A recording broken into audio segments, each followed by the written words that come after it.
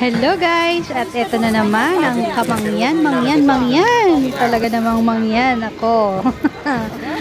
Andito kami sa palengke at namimili kami ng mga boom. Ang tagal mag-isip. Bibili kami ng gulay para sa sahog sa sinigang na salmon. Ay guys, ang sarap mamalengke dito. Fresh from the farm.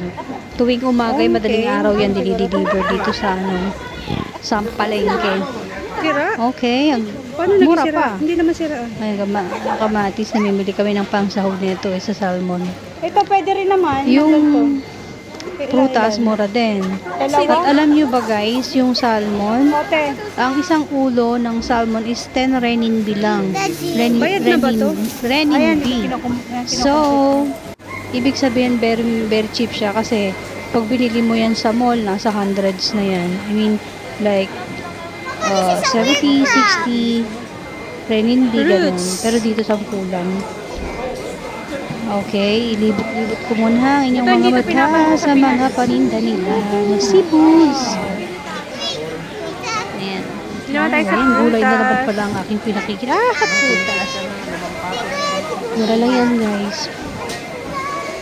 So, meron silang cherry, strawberry, may langka. Strawberry. Okay, lakad-lakad konti. Ito, mangga nila from Hainan yan. Tapos yun, ang bilis mag-video ng may hawak ng cellphone. Siyempre, ako yun. Hindi talaga marunong mag-video.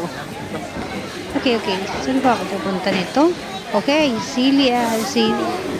Wala akong masabi guys, kasi ang bilis ko mag-video dito. Kayo na lang ang bahalang mag-judge.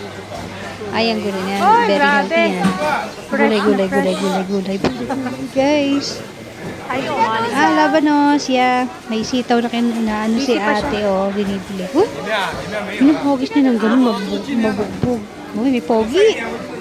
Ibalik ang camera doon. Flower naman doon. Hindi na makabalik. Okay na. Oops. Sana yung si Manong na nakaputi?